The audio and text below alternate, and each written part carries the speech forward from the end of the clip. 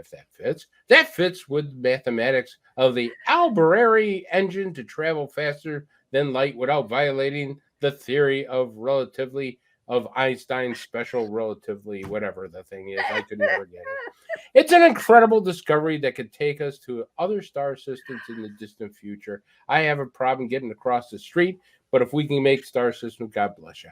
The theory behind this allows a spacecraft to travel faster than light by curving space, expanding it behind the ship, while contracting it at its bow.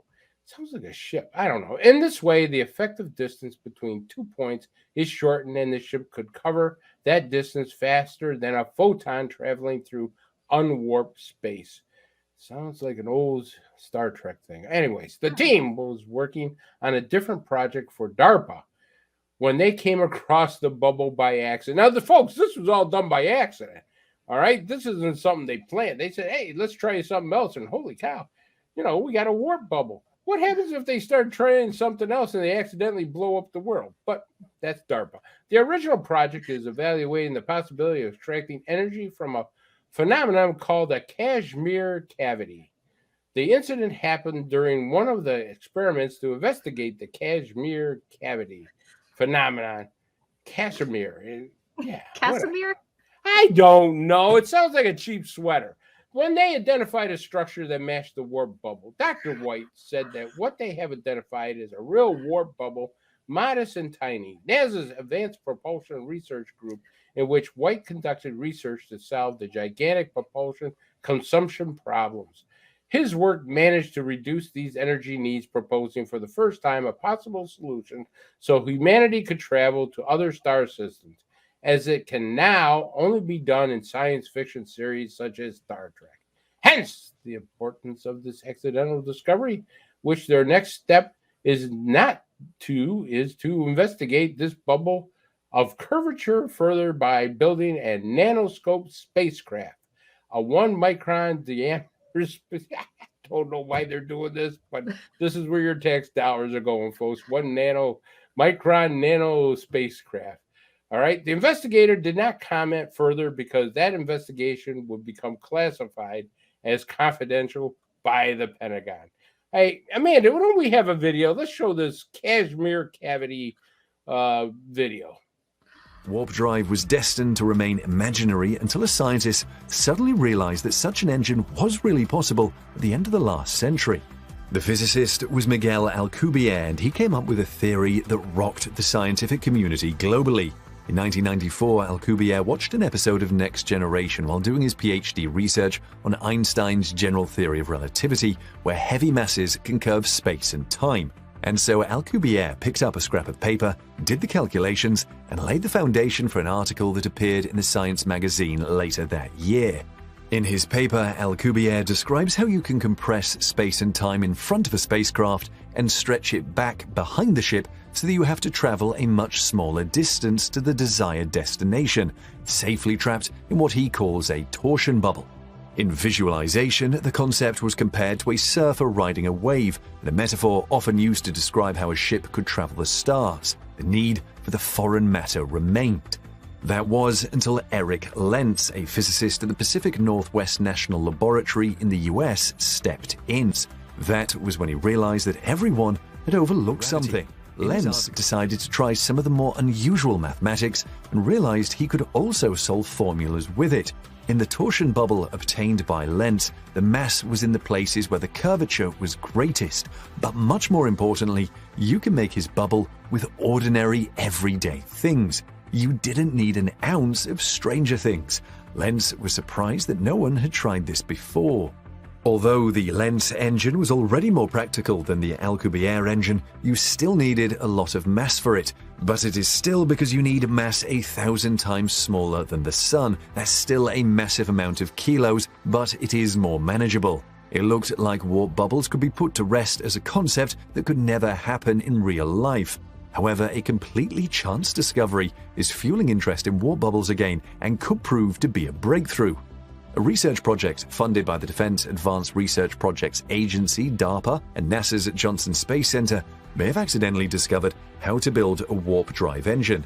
Harold Sonny White, a NASA researcher at the Eagle Works Laboratory in Houston, Texas, published a research paper with his team in July about the possible structure of the energy density present in a Casimir cavity. According to the report, the Eagle Works team came across a micro-nanoscale system that predicts negative energy density distribution that closely matches requirements for the Alcubierre metric. In other words, White and his colleagues accidentally created a microscopic experiment while researching how energy distributes around wavelengths, a theory developed by Dutch physicist Hendrik Casimir. The experiment resulted in enough theoretical energy to achieve warp speed. What do you think, Cookie? Yeah, this is Star Wars, Star Trek stuff. By the way, the name of my new rock band is Casimir Cavity. Okay. Hey, can you imagine sitting at the dinner table with these two scientists? The only thing I would say is, so did any of you read Captain Marvel comic book? I mean, when they're going to be talking about, well, we're going to bend space and time, and we're going to warp the back like a this and that, and I'll just say, hey, I saw that new chapter of Captain Marvel comics. What do you think? Well, this is wild stuff. So if I'm understanding this correctly, you've got the ship, you expand like space behind it and contract it. The bow is the front, right? Sorry. You're asking me? Okay, here's what I'm curious about. Like, let's say we could do this. Now, I can't just drive down the road at 1,000 miles an hour. You know, I'm going to get pulled over by the cops. Like, if you're just like, I'm just going to go through space. Well, they're not going to be able to catch you. Well, yeah, but no, but if we can warp, then maybe somebody else can warp. Like, did they pull you over and be like, you didn't ask to warp? You know, Betty over here on planet Zunu, you just ruined her baby shower by warping space at the wrong time. Like, how do people just... I don't know. We'll have to ask if they have an alien police force. And how do you get out of an alien speeding ticket? These are the things that I think about. All right, moving on. That's a good story. Oh, yeah. All right. Time traveler assures that it was to the year 1863 and he met Abraham Lincoln. A lawyer has told how, as a child, he was part of a U.S. government time travel program at the height of the Cold War and was sent back in time to Abraham Lincoln's Gettysburg Address. Andrew Basiago is now attempting to expose the top-secret Project Pegasus, which he claims was a Pentagon-backed attempt to manipulate time at the height of the Cold War. Pegasus was commissioned by the Defense Advanced Research Projects Agency, or DARPA, and some of America's best scientific brains worked on it. He claims massive amounts of taxpayer cash was poured into the Project Pegasus, and Einstein's theory of special relativity, Jesus Christ, I can't get over this, was twisted to create a time machine. However, the government considered it so dangerous it was closed. Basiago claimed that he was selected to help conduct an experiment using wormhole technology. Jerry, I haven't been drinking. And was sent back in time to 1863, just minutes before Abraham Lincoln delivered the historic Gettysburg Address during the American Civil War. He claims his jump took place in the spring of 1972 at a time lab in East Hanover, New Jersey, under the direction of Dr. Sterling Colgate. Dr. Colgate, who died in 2013, the doctor was closely involved in the development of the U.S. hydrogen bomb, and much of his work remained classified to this day. Mr. Basiago added he was serving as the president of the New Mexico School of Science and Technology and had developed a methodology called plasma confinement, where the time traveler stands in a clear, lucid chamber, walks into a cloud of plasma, and is essentially wormholed. I think he's holed, but I'm not sure if it's a wormhole. By this method, he claims, have been flung back in time to 1863.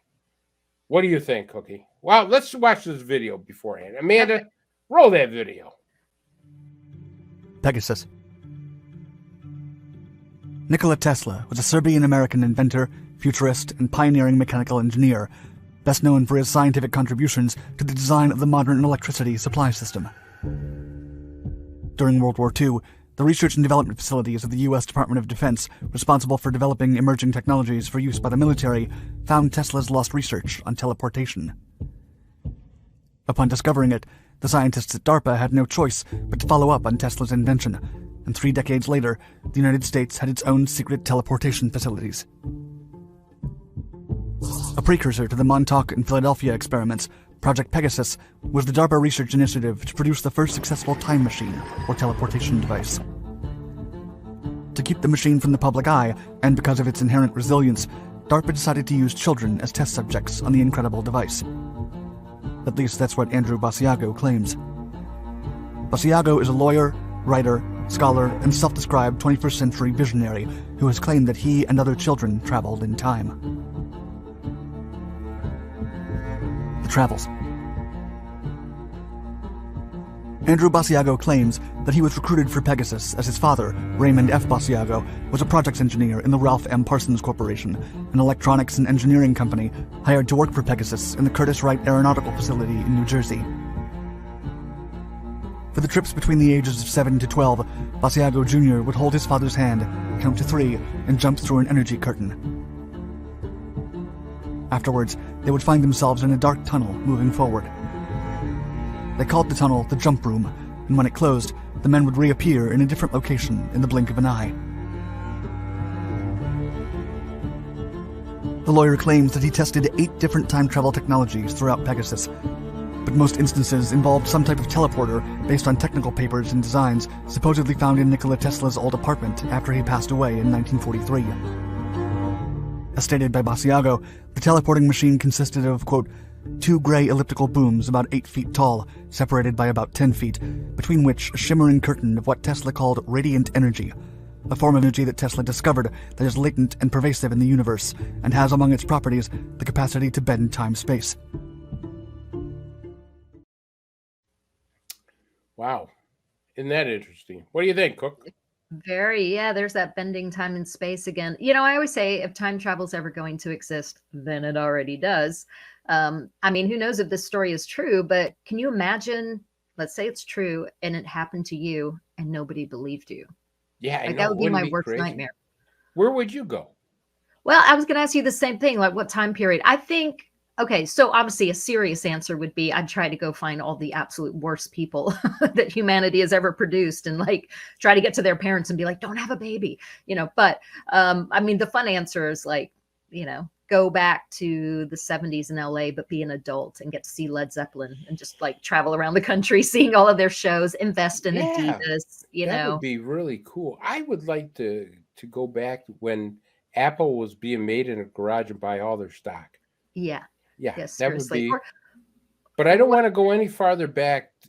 I want to go back to the time where they invented indoor toilets. I don't like any roughing it.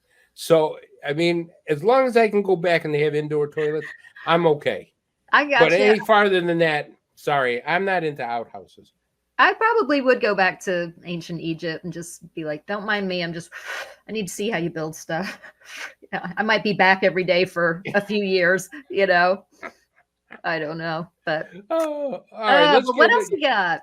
Well, let's go to our third story here. UFOs left random burns and unaccounted for pregnancies, new Pentagon report claims. Folks, you can take off the tin hats because the government has says they've been investigating this for years, and you guys have been right. And this is a big deal because it now says that people were right. Let me read the story. 1,500 pages of UFO-related research were just declassified as part of the FOIA request. Encounters with UFOs have reportedly left Americans suffering from radiation burns, brain and nervous system damage, and even unaccounted for pregnancies, according to a massive database in the U.S. government reports recently made public. The database of documents UFO-related material from the Advanced Aerospace Threat Identification Program, ATIP, you remember that, folks, a secretive U.S. Department of Defense program. According to the documents, which includes reports on the biological effects of UFO sightings on humans, one standout document from the collection is a report titled Anomalous Acute and Subacute Field Effects on Human and Biological Tissues. The report describes alleged injuries to human observers by anomalous advanced aerospace systems. That, in short version, is UAP or UFOs. some of which may be a threat to the United States' interest, according to the document. The report describes 42 cases from medical files and 300 unpublished cases where humans sustained injuries from alleged encounters with anomalous vehicles, which includes UFOs. In some cases, humans show burn injuries and other conditions related to electromagnetic radiation. The report said some of them appearing to have been inflicted by energy-related propulsion systems. The report also noted cases of brain damage, nerve damage, heart palpitations, and headaches related to anomalous vehicle encounters. I get the same thing when my wife gets mad at me. The report also includes a list of alleged biological effects of UFO sightings on human observers between 1873 and 1994, compiled by the Mutual UFO Network, MUFON, a civilian nonprofit group that studies reported UFO sightings. The reported effects of UFO encounters include unaccounted for pregnancies, apparent abductions, paralysis, experiences of perceived telepathy, teleportation, levitation, the list goes on. The report concludes that there is sufficient evidence to support these events. Amanda, you got to roll the next video. I want more on the UFO report, unidentified flying objects. These encounters that this report reveals had quite an impact on real people. Radiation burns, paralysis, brain damage, unaccounted for pregnancies. You know, I'm inclined to ask Lauren to start with, do you believe in UFOs? Oh, wow. It had to be the question, didn't it? I'm going to go with no. I'm going to go with no. Ashley? Yeah, what do you got, Ash? I tend to believe. I just can't believe we're the only ones out there. And the people who are interviewed, we've all seen those late-night documentaries, at least I have, on UFOs in Alaska and what have you. But this report comes from a shadowy Pentagon department that was shut down in 2012. And the ailments listed after these experiences, as you say, the most common experience, by the way, is abduction. Then, I love the picture, then radiation burns, paralysis, brain damage, even sexual encounters. There was also a case cited of a commercial airline pilot who saw what he said was a very bright flying disc, and when he got home, he had a very bright red face, and he had that for 4 days, and they believe it was radiation burn. So how do you explain that? And that video on the screen right now, there's this video of like a tiny Tic Tac that's these Navy fighter jets are pursuing, and they just can't keep up with it. I don't know how you explain that, but this report does say that, you know, these encounters appear to be, to the people at least, very real, and that they believe that there is some sort of other intelligent or advanced system out there, and it's just not clear to us how they operate. In other words, as I said earlier, we are not alone. But it's the example, it's the experience of the pilots, the commercial airline pilots and the Navy pilots. Yep. You know, it's hard to refute that when they've come up with an obvious physical thing on their face. And these are rational people. They see shapes and lights in the sky. It's hard to dismiss that entirely, isn't it? I don't have a strong opinion on this. I mean, I do believe in these things. I believe in spirits and all of that. That's a whole other discussion. But yeah, there's other things and people out there for sure. Cookie, what do you think? Well, I'm pretty blown away by this. I'm glad that this is being unearthed. But we've said how many times on this show, people be careful. I don't think they're here to harm us for the most part. I really don't. But it's powerful technology, and people that get up close very often get pretty hurt. So just have a great deal of respect for the technology. Right. It's like when you get too close to the zoo, you know, the tigers, and you want to pet one of them. No. You know, keep your distance. If you see one of these things, you know, I joke a lot on this show in the beginning and stuff, but I will tell you, this is a very serious topic, and it's about time the Pentagon came out, because a lot of abductees have been traumatized, have been, you know, had no place to go. And finally, I think with this report, they're vindicated in a lot of ways, because the government is starting to acknowledge that this stuff is real. And I think they want to put it out in drip disclosure. So yeah. No, you're right. It's actually a very, very serious topic. But all right. Well, did you catch up with Bob Spearing this week? I did, and he's got a great case for us. Amanda, would you roll his tape? Hi, everybody. My name is Bob Spearing. I'm MUFON's Director of Investigations on the international side. And every week, Chris allows me to come on and show you a video of interest that has come into the MUFON case management system. This one is from Manchester, England, or just outside Manchester, case 121539. Let's roll the video. We didn't know what this was at first. It had a V shape to it initially when we were watching it. We thought that it could be a party balloon, a Mylar party balloon in the shape of a V, but as the video progresses, we see that it's not a V shape at all. However, like Mylar or metal, it is a highly reflective object. At this point, it almost looks saucer-like. The problem is that it appears to be tumbling. Now, in the past, people have said they've seen UFOs exhibit a leaf-like falling, but this seems to be tumbling. But when it does, we simply cannot ascertain what its actual shape is. Right now, it almost looks like a V. So it is metallic. It could be a balloon, but I checked the weather, and the wind that day was in the opposite direction that this object was moving, according to the witness. The other thing is that a 3-mile-per-hour wind, while it sounds like it's a low speed, when you're dealing with a balloon, it's actually a very high speed and would push the balloon far away from the camera in less than a minute. This video is over 1 minute and 40 seconds long, and the object seems to stay in one place, which is highly unusual. Now, the witness could be wrong in the direction that he thought he was facing and the direction that he thought the object was traveling. But for right now, we're marking it as anomalous because we're not quite sure what it is.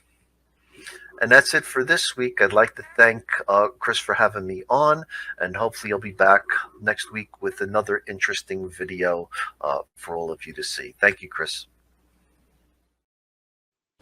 He just keeps coming up with amazing things, doesn't he, Cookie? Yeah, that's a really cool one. Again, I would have thought maybe Mylar balloon in the beginning, but then after a while you're looking at it, you're like, yeah, I don't think so. That's a really cool one. Wow. And stuff. Well, I have to tell you, he keeps coming up with stuff. What's new? What's next? Well, you know, I said at the beginning of the show that I was a little worried about Jerry. Yeah. You know, I'd heard some rumors that he wasn't doing really well. It could be too personal, but you know, he was getting boozy. Oh, Carousing, boozing, raising hell. Man, he was going for the vodka. Oh, the vodka. You know, the vodka? I say it with that New York accent. Yeah, the vodka. So what happened? I mean, does he need help? Well, you know, I actually sent him to the Rocky Rehab. Oh. And we got him in shape. And as you can see, he's a little trimmer, fitter, ready to go. Amanda, let's roll Jerry's Rocky Rehab. Jerry, I've had enough of this drinking and carousing. You're going into rehab, and you're getting yourself back in shape starting right now.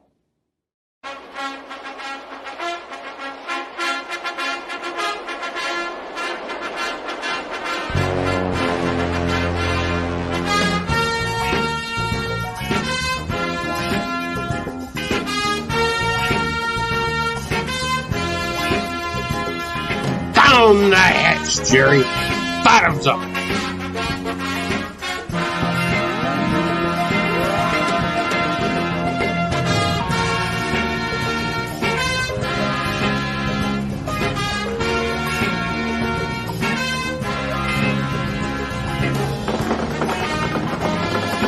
Push! Push! Push those arms, Jerry!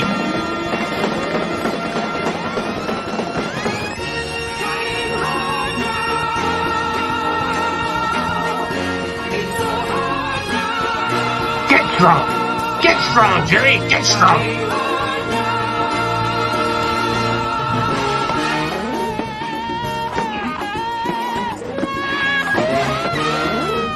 One more.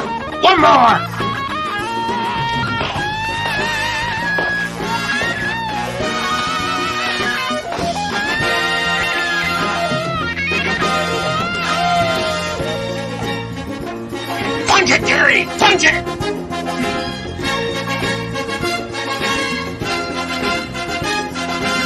You're gonna kill him. Lift, Jerry! Lift! Over your head!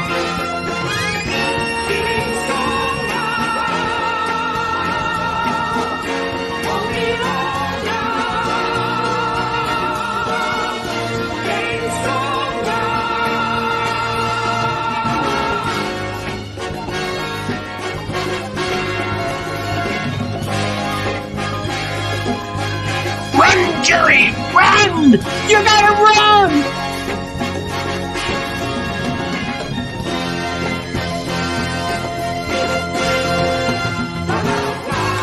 Pick it up, Jerry!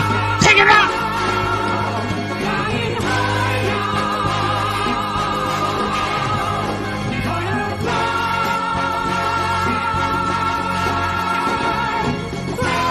So, do you want a drink?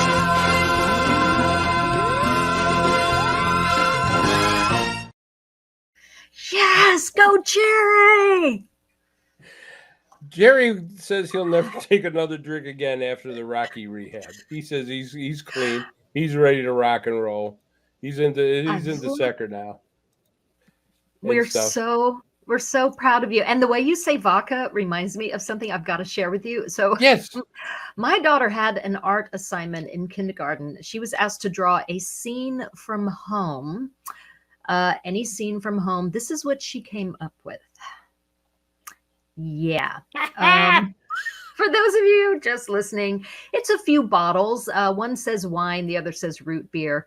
But then there's a big one that says vodka. It's spelled V-O-C-A. But the killer is next to it. There's a mini vodka. So, yeah, I'll just go ahead and accept my Mother of the Year award right now. Classic. Classic. Well, I'm glad that Jerry, I don't know if he enjoyed rehab, but I'm glad he went. I think that was good for him. Actually, maybe he had time to think. Actually did a little meditation and stuff. He actually found a poem. He researched the first poem that was ever made about UFOs. And I sent it to you. Can you read that? You did. Okay, I'll do my best here. Hearing tales of little men and speeding ships on high, around me almost every day I cast a wary eye. Today I saw men gathered around the hangar door. They said they saw a saucer, a tiny ship, they swore. They pointed to the cloudless sky, past vapor trails they sigh. I saw a far-off something shining in the sky. We watched it hard, it seemed to move as vapors drifted by. I felt the strangest feeling, so of course I know not why. A weather balloon sent up to give the weather for the day. Some said a star that shines so bright, we see it in the day. Illusion stars or man-made things, ships from other planets. We watched, we talked and wondered, but none of us could name it. Because I could not give them, the answer was not given. What is the thing that shines so bright, so far up in the heavens? It's pretty good. Yeah, it's pretty good. You know, when Jerry was in rehab, he actually made a poem himself, and he wants me to read it. Okay, Jerry, I'll read it. Oh, okay. Okay. Jerry's poem. Roses are red, violets are blue. Probing you is such a fun thing to do. Oh, dear. So stop shooting at us as we pass, because if you don't, I'm going to kick your ass. Oh my goodness, Jerry. Are you sure Jerry's sober? I'm just saying. Yep, no, he's like I said, he's on rehab. He's not doing any more of that. Oh. Maybe that's just getting a little nasty. I don't know.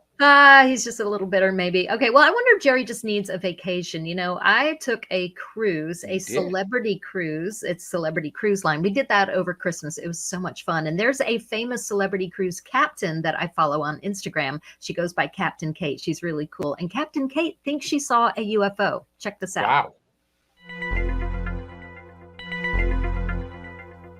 And I had a drone on board, so I thought it would be a nice night to catch a sunset. I had the drone in my hand, and someone said, "What's that?" And we look up, and there was, I put it on TikTok, it looked like a black jellyfish, a gigantic black jellyfish, and it sailed right over the retreat, directly through the center line of the ship, right through our X and our stack, and just floated through. Thing was, we had no wind, maybe 5 knots at the time, but this thing was cruising along about 10-15 miles per hour, just cruised right over, and as it passed the stern of the ship, It went a couple 100 meters, maybe 300 to 400 meters, and then it started to descend into the water. But because it was sunset, we couldn't put a rescue boat down to go see what it was, but it disappeared into the water, and we have no idea. It wasn't a drone, there was no noise associated with it, so if you want to see our UFO, it's on TikTok. I think that's so cool. And there's another Mhm. really quick clip that Sure. she posted too. Let's watch that.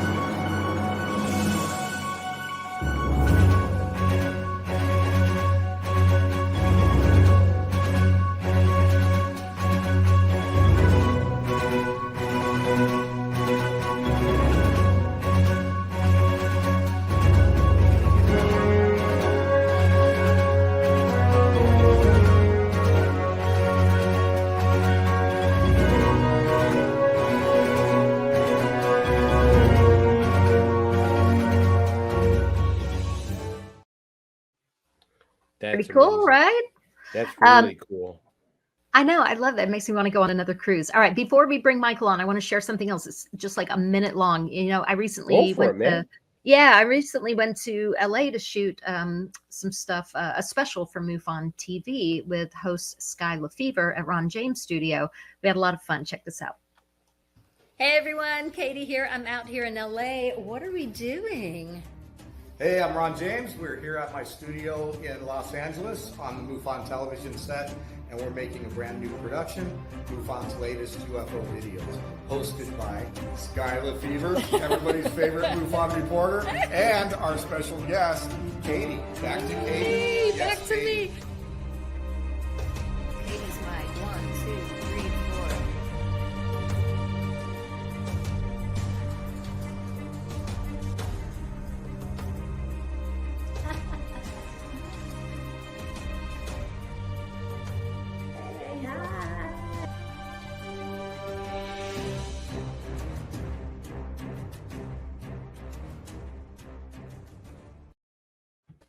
That is awesome. Yeah, it was fun. I'll let you know as soon as as soon as I know more about when it's coming out. But the reason I wanted to show you that little teaser clip is because we had a special guest that day, and it was none other than our guest tonight, Michael Woohoo. Schratt, joined us on that and added so much to it. So I think without further ado, let me tell you a little bit about Michael, and we will bring him on.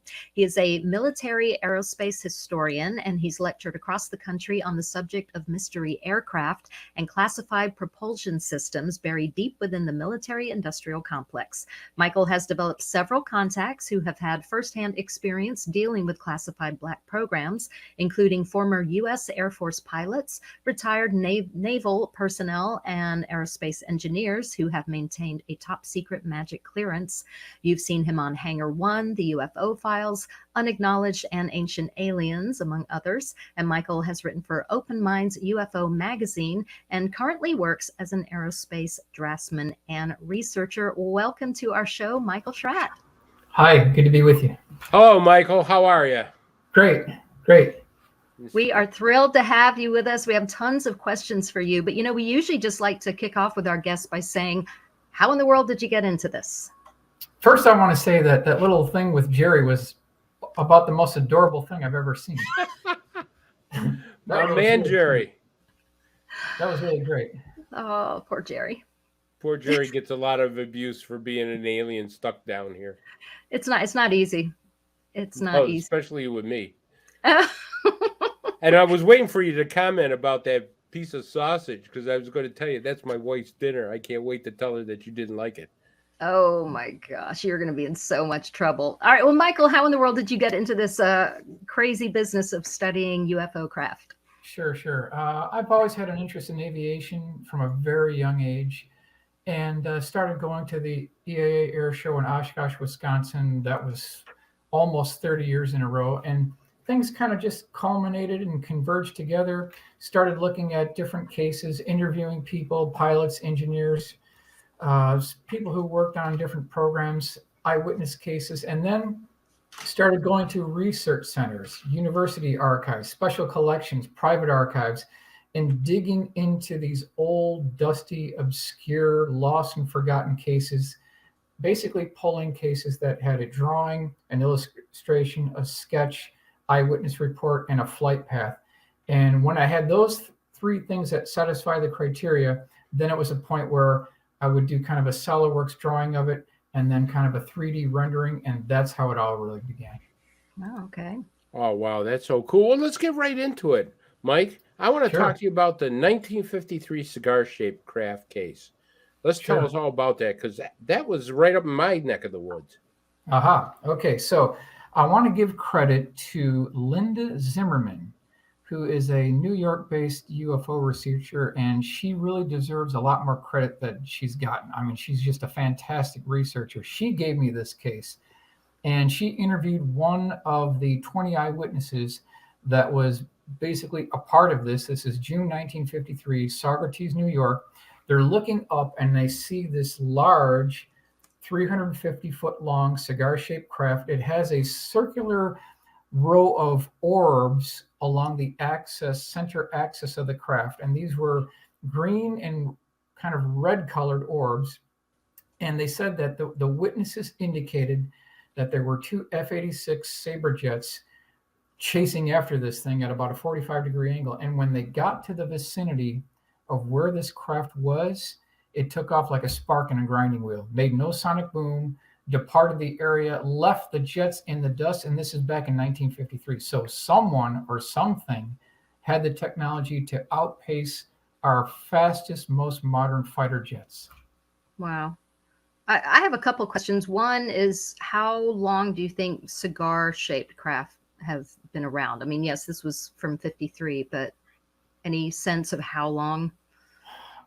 It could be from the very beginning of this phenomenon, because it goes way prior to June 24th, 1947. We've got cases from the 1500s. Mm-hmm. These things have been reported for hundreds of years. So I would say it dates back from the very beginning. But modern day cases, probably sometime after 47. Mm-hmm. And can I just ask quickly, I ask everybody this, and I've yet to really figure it out, but do you think there's any significance to which colors we see with different craft? I think it perhaps has to do with the power generation.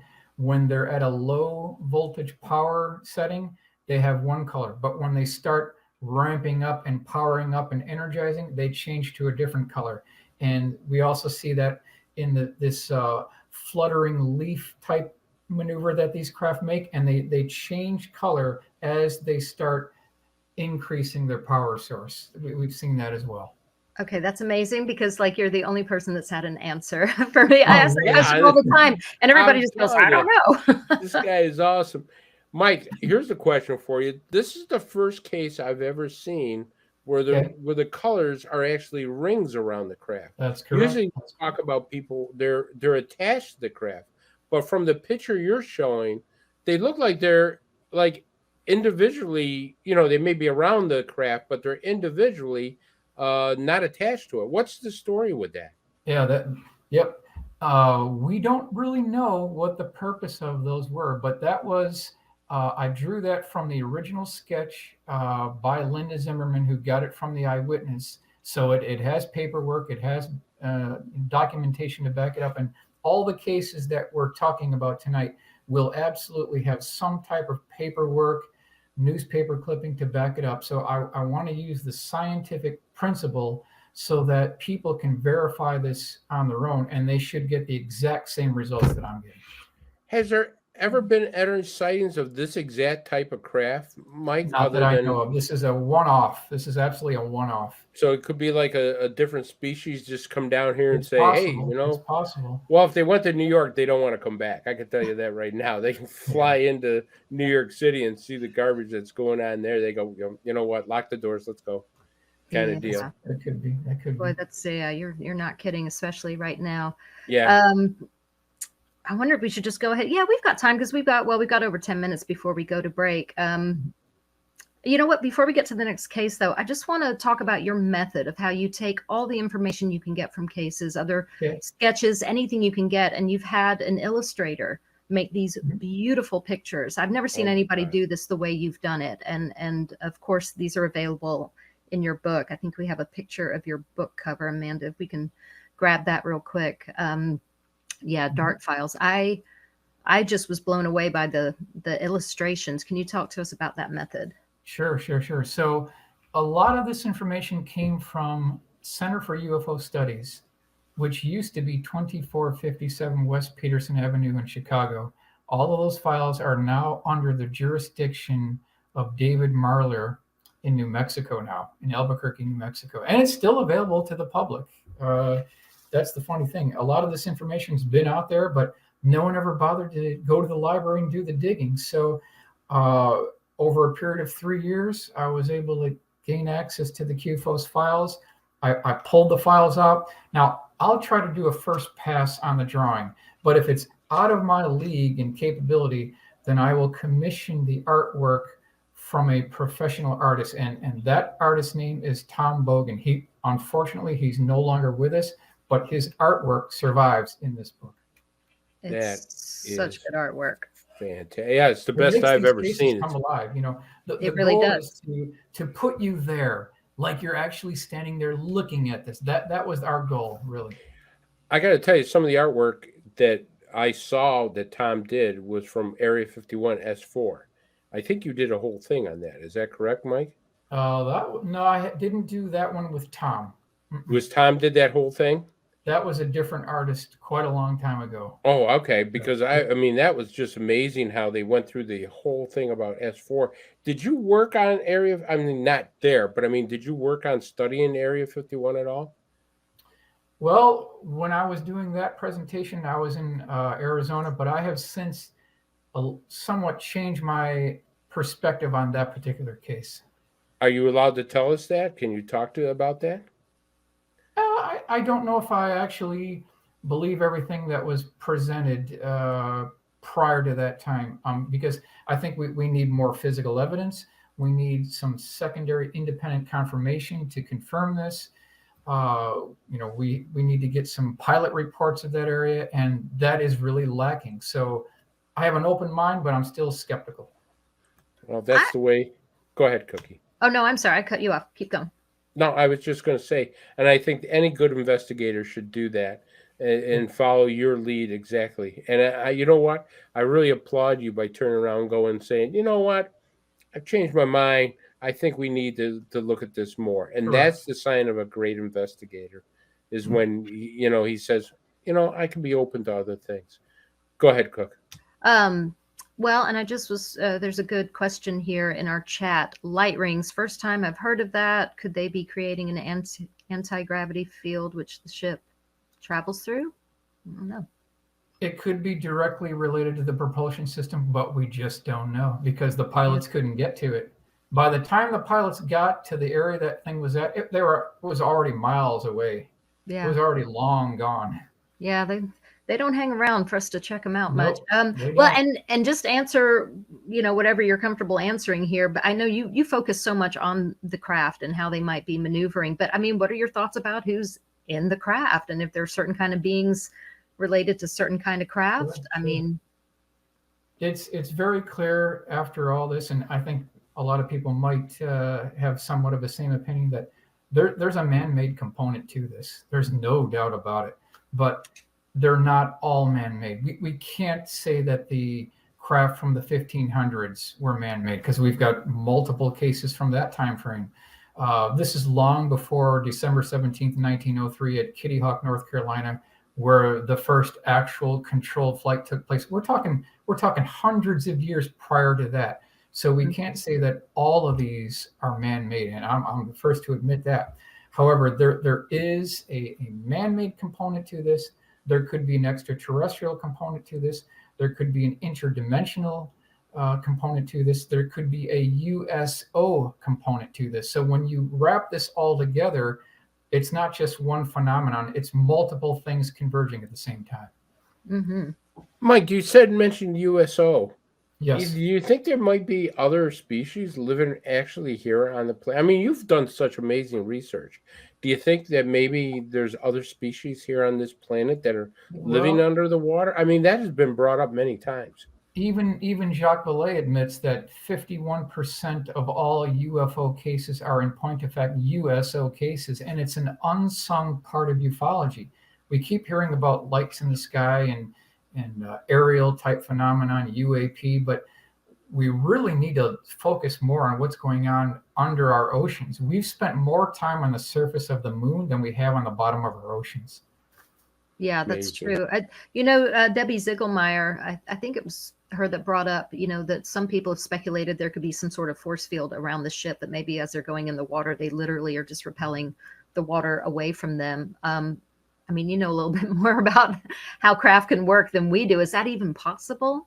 Well, if you look at the cases, they don't seem to have a problem going from one medium to the next. They'll be coming in at 1,000 miles an hour at an altitude of 2,000 feet, go right into the water, and there's not only no sonic boom, but there's no splash. Now, there are other cases where there is a splash, but whatever they are, whoever's in them or whatever's in them, they don't seem to have a problem going from one medium to the next. And what's also interesting is that whatever these UFOs are, they're tricksters. And I'll give you an example. These things can go and come as they please. They can materialize and dematerialize as they please. They've been seen going in and out of oceans. They've been seen going into the side of mountains with no impact. So whatever these things are, they're tricksters. Yeah, I've never heard anybody describe it as tricksters before. It's true. Yeah, they're not exactly doing the cannonball and creating a splash. They're pretty sneaky. Do you think they could be living under the oceans? I mean, that's a lot of people. Definitely. I definitely think that's possible. Absolutely. Yeah. And maybe they've been here all along.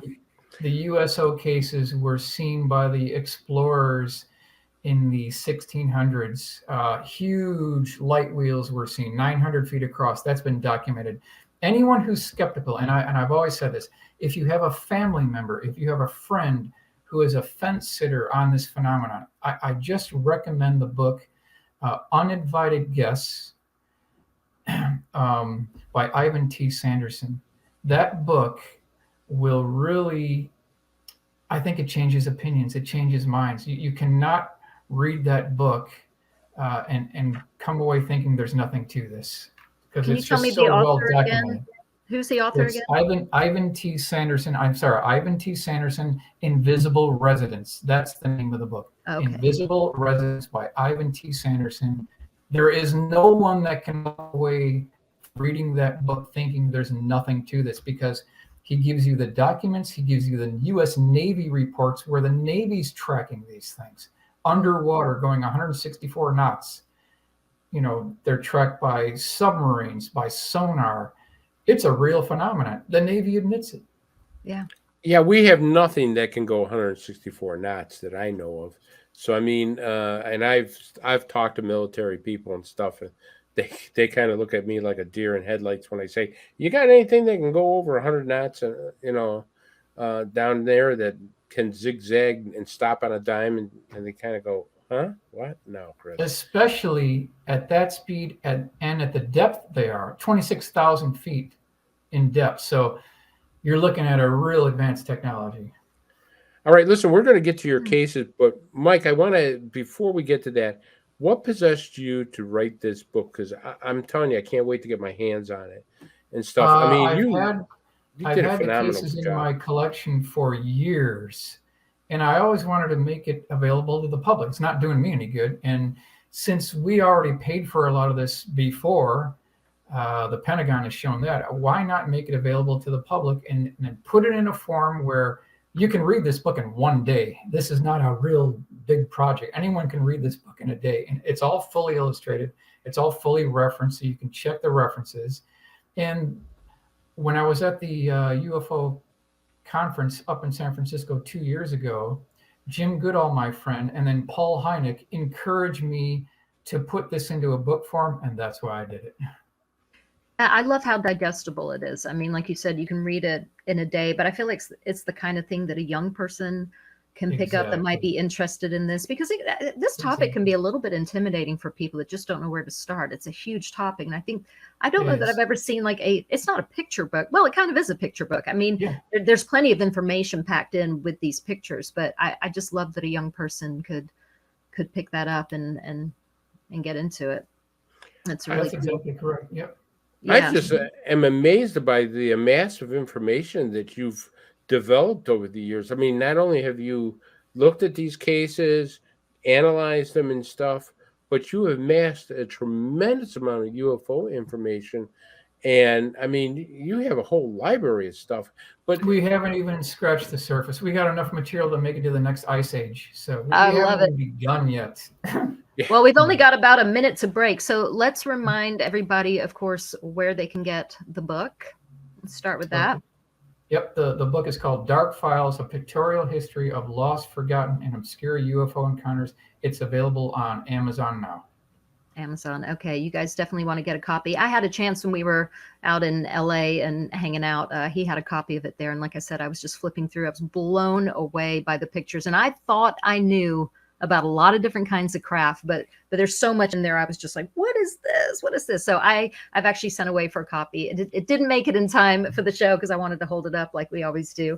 But well, guys, we have got just a few minutes of break, but don't go anywhere because we have a whole list of cases that we are going to go over with Michael. So you definitely don't want to go anywhere. You've got just enough time to run, grab a cup of coffee, and then come back and join us. We'll see you on the other side of the break.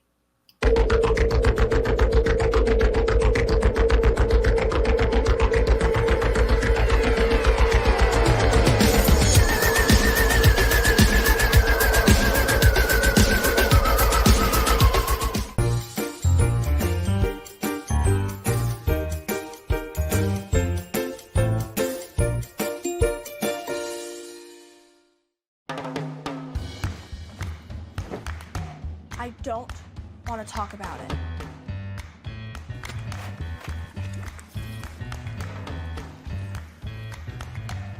I don't want to talk about it.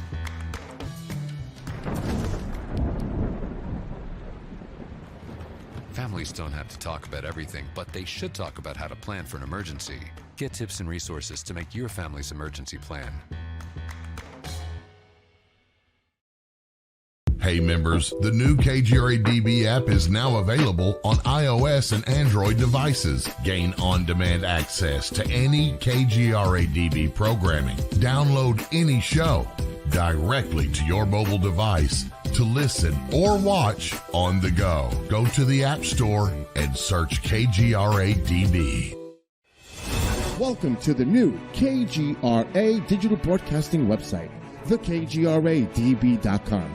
Here you'll find great new content, including the KGRA Classics, great shows from our archives. You'll be able to see the show times and information so you can see what show is currently on air.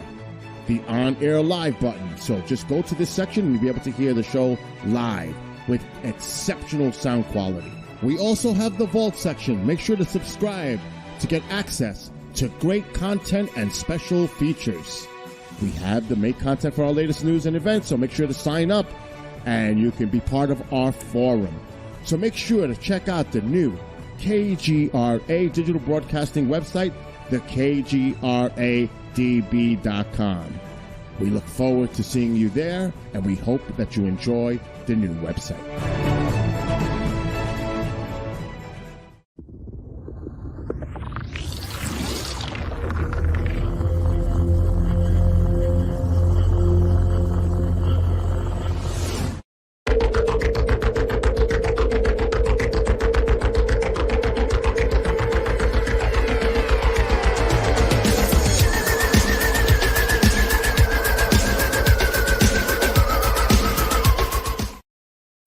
Come on, Chris, get down with me. Oh, we're missing.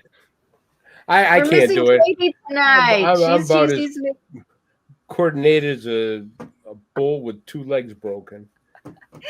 I miss my dancing partner tonight, but we're getting on okay without Katie Grabowski. She'll be back with us.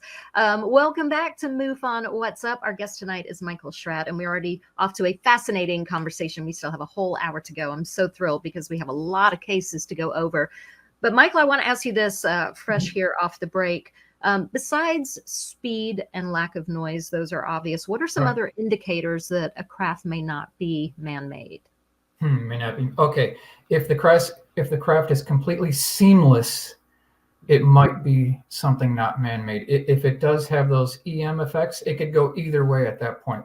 Talking about engine stopping, lights going off, We've got cases where it fried out the electrical harness. So those are two examples of where it might not be a man-made craft. Yeah, good point.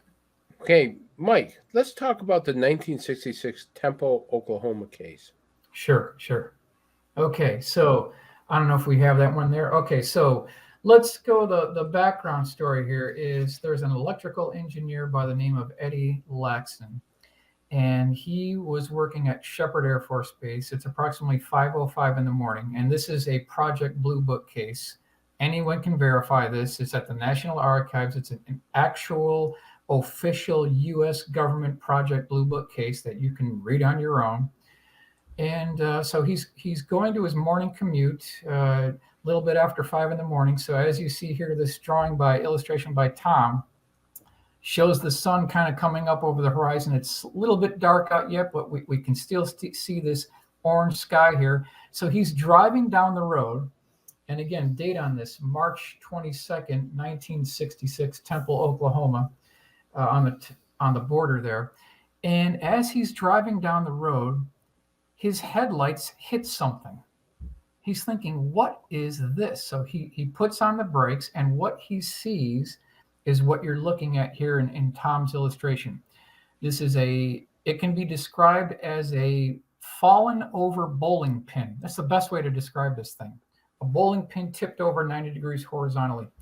This thing was about 75 feet across, about 8 feet wide, about 8 feet tall. And we'll start at the beginning here. On the right-hand side of the craft, there was a bubble transparent canopy that in the report, Eddie Laxton said, looks like it came off a B-26 bomber. So you can Google B-26 bomber and you'll see exactly what the forward transparent canopy of this thing looked like. Now, just after that B-26 canopy, there were two beaming spotlights, very powerful, that were shining vertically down. Above them, there were two beaming spotlights that were shining forward toward the forward portion of the craft itself. Now, this whole thing was supported about 3 feet off the ground on these lunar landing gear, pogo landing gear legs. He also mentioned that. Just aft of the forward landing gear legs, there was an air stair door that was open, showing some of the interior components of the craft itself. And then what was really interesting, and this is all from Eddie Laxton, he said he saw a man, not an alien, not an extraterrestrial, a man wearing two-piece green military fatigues. He was shining a flashlight near the bottom of the air stair door, and he had a baseball cap with the bill turned up. That's what he said, basically word for word. Above and just to the aft of this air stair door opening, there was a stinger or spire that swept back toward the aft end of the craft that terminated in about a 10-inch diameter ball, which is interesting as well. On the starboard side of the aircraft, which we're looking at now, there was a circular window, porthole window, that was divided into 4 equal pie segments that was about 3.5 feet in diameter. Now, just aft of that porthole window, and this is probably the most important part of the entire case, there were these black letters that were written vertically, and they read TL4768 on the side of the craft, TL4768. And I have a standing award or prize, $100 cash prize, for anyone who can correctly, with supporting documentation, decipher what that actually means. I don't think we know. I don't think anyone knows. It could have something to do with the Atomic Energy Commission. We don't know.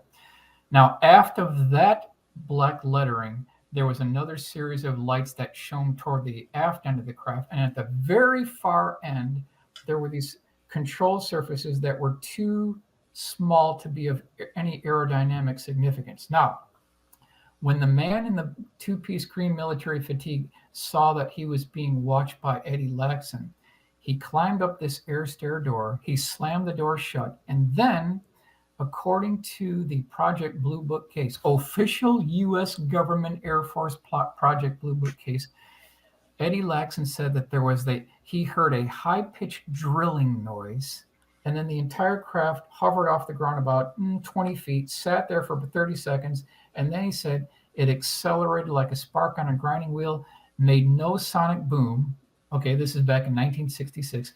He got back into his car, drove another half mile down the road where he came across a truck driver who was standing on the running boards of his truck on the driver's side. And when Eddie Laxon pulled over, he asked him if he needed any assistance.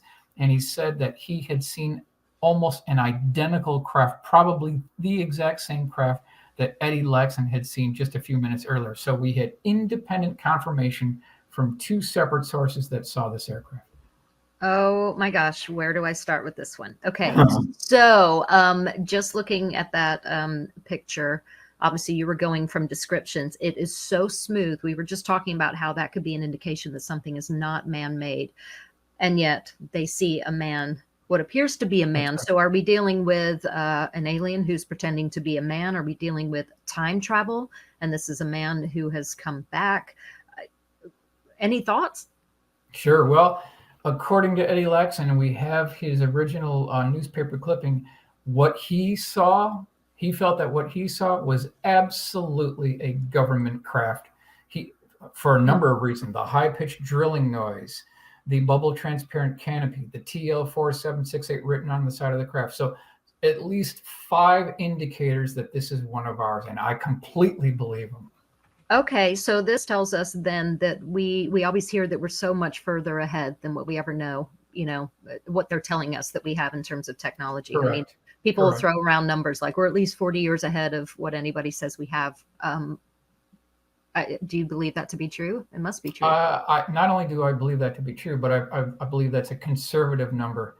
If they say that we're 40 years ahead, I don't want to go out too much on a limb, but you could put another 0 on that. It's possible. It's possible. And if you think about the implications of what that means, right? This is back in 1966. This is 3 years before Neil Armstrong set foot on the moon. And they're using liquid and solid rockets, and we're still using liquid rockets today. Was Neil Armstrong briefed on this technology? Because it predated his flight by 3 years. And yet here we have Buzz Aldrin, Neil Armstrong. They're on the moon using liquid rockets, obsolete liquid rockets. You've got the Saturn V booster that's 7,700,000 pounds of static thrust with all these liquid rockets and nitrogen tanks and liquid hydrogen, liquid oxygen. You're mixing these two. It's a lash up. It's a dinosaur. It's the way of the dodo bird. I just want to know, was Neil Armstrong told about this technology before he climbed in the top section of that rocket and strapped in? Also, he probably saw the technology when he got up on the moon. What was Krista McAuliffe told about this on January 28th, 1986, when we lost the Challenger? Were the Challenger astronauts briefed about this technology? That's what I want to know. That's heartbreaking to think about. We do know NASA had a secret astronaut program because they started back in, I think it was the 50s, where they wanted to put a platform in space. They wanted to develop a secret space program, and they had developed secret astronauts that when they said they got rid of the program, they put them over to the Challenger. And 2 of the Challenger astronauts actually came out and said, no, we were in this other program. They publicly came out and said that. But I got to tell you, here's I'm looking at this picture, and after you describe, here's the things that I catch. First of all, the chevrons that were drawn on the guy's uniform. First of all, that uniform, that green fatigue uniform, right, was always there until the early 80s when they started going to camouflage. Okay. So the green fatigues, the plain green fatigues, are definitely what our U.S. military used back in those days. That is a standard utility, what's called a utility uniform. That's number 1. Number 2, the chevrons that were on this guy's size represents something like a master sergeant or a high-ranking sergeant, which would be like a crew chief if this is an Air Force project and stuff. And I doubt very much if any aliens or time travelers, because as you know now, they've gotten away with a lot of stuff on the utilities. You wear them on your collars. So, but years ago, you used to wear them right on the utility sleeves, just like that. So that makes me think that this is a U.S. government project with that. All ships back then had a number on them and stuff. So whatever TL4768 was, it still is a serial number. So that tells me there was probably more than one craft. That's right. Thank you for saying that. I couldn't have said that better myself. And well, I mean, I'm going off by what you're saying, and of course, I'm just so thrilled about this that I'm looking at this guy. The only thing that's kind of wonders me why he would think he'd be surprised. They landed on a road. He's got a flashlight.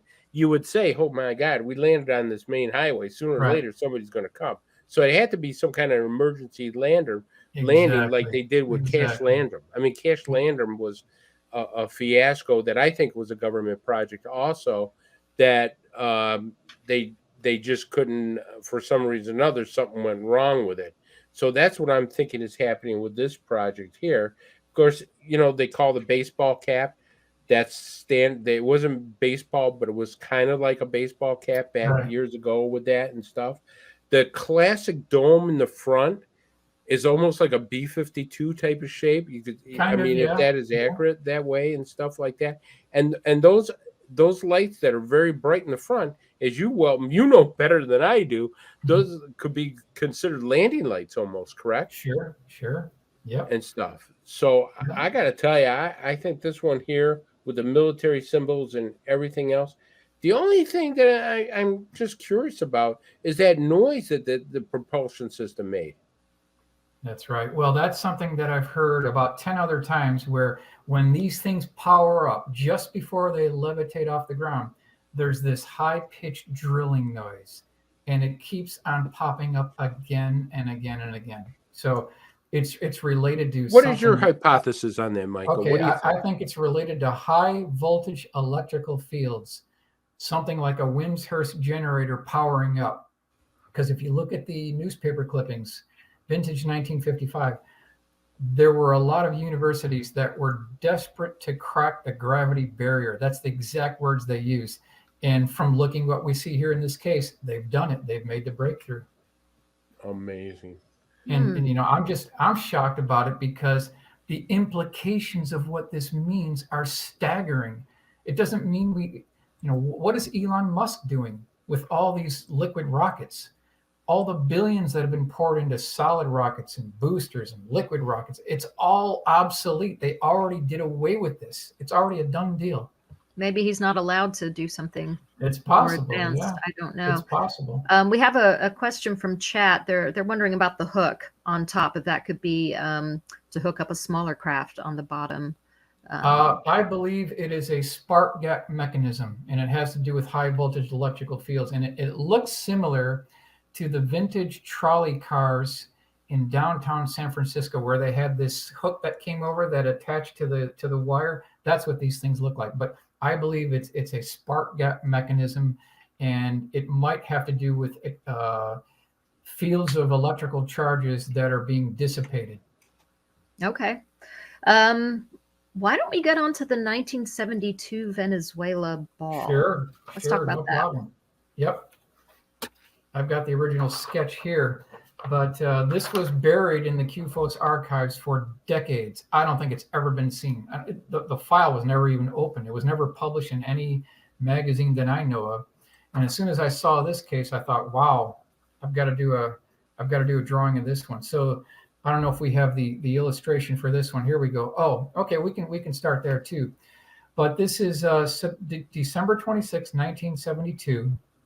In Venezuela, and I've got this is kind of the second part of this illustration. The first part is where the craft is actually hovering over the city. So it's the father, it's the mother, and it's the young daughter. They're on the top of their 14th floor apartment complex. They're looking off to the right, and they see this elliptical shaped craft about 60 feet across, and it kind of looked like a flame on an engine nacelle on an airliner coming to their location. That's what they originally thought this thing was, because they were expecting to see this airliner come to their location.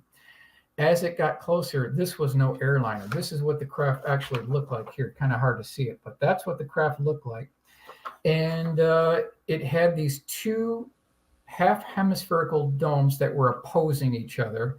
with this continuous blue arcing light going between them. Again, this is December 26, 1972. So he called his daughter to go next door to get a pair of these 8x50 binoculars.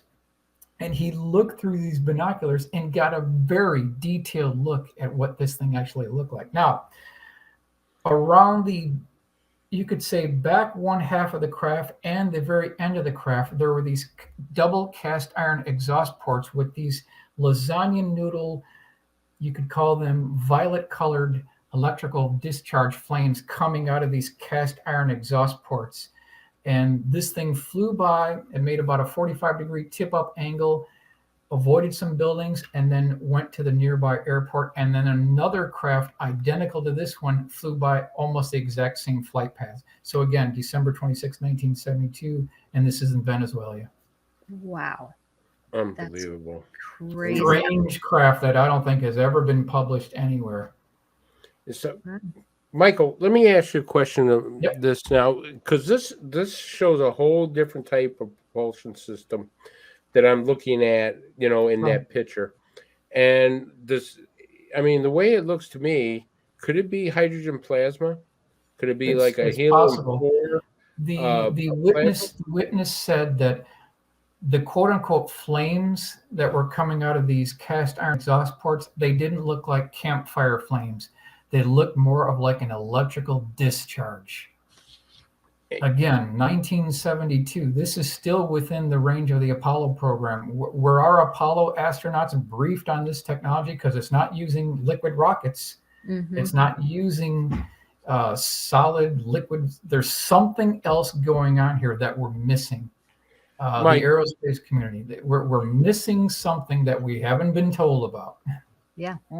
Do you think maybe Buzz Aldrin and Neil Armstrong were trying to let this out? Because it sounds to me like when they had, because there's that famous, 4 minutes missing that went to the private medical channel with Neil Armstrong, that nobody knows what was said, but everybody's been alluded to the fact that they were witnessing a disc-shaped object on the moon. Do you know anything about that? Yeah, we all know that Neil Armstrong was a very private individual. He didn't really give interviews. He was very quiet, a very classy gentleman, a very quiet, reserved type person. You would think that he'd kind of want to try to drop some type of hints, but I just don't know how far he could take it. Maybe he wasn't allowed to.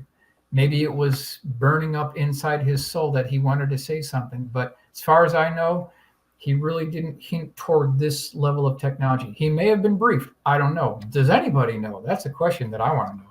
Well, so, I mean, you keep saying, and I agree with you. The astronauts been asked several times, you know, hey, you know, did you see anything? And they're starting to come out saying, yeah, was it Michael Collins said that a craft was following his craft as he was circling the moon?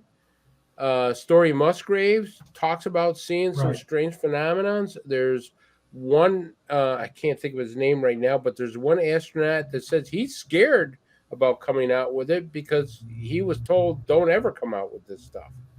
And then, of course, NASA's been doctoring photos and everything, from what I understand.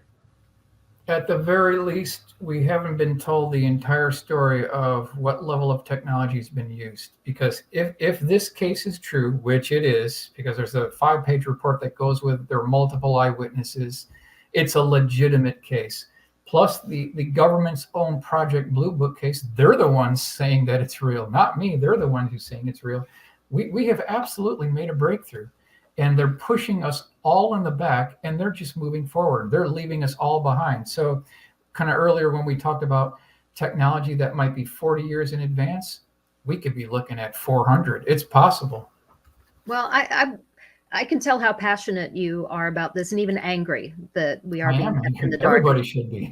Yes, I am. So let's talk about, you know, what, obviously we don't know exactly what their motivation is, but what would your gut tell you? Is it boiling down to money, power? Sure. I think it boils down to one thing.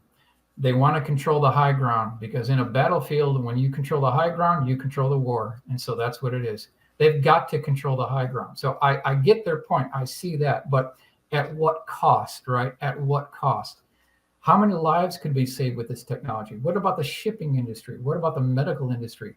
What about the utilities, the power plants, the nuclear power plants, all the wind farms, all the coal fire plants? Using this technology, we can do away with all that. Well, yeah, there's no reason for a single human on this earth to be starving.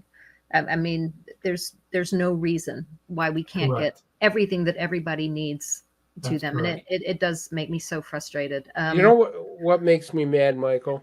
Yeah. It's because if you're correct, and this just torques me now, if you're correct that they're like 400 years ahead, right? Whatever they developed 200 years ahead of time, they could give us.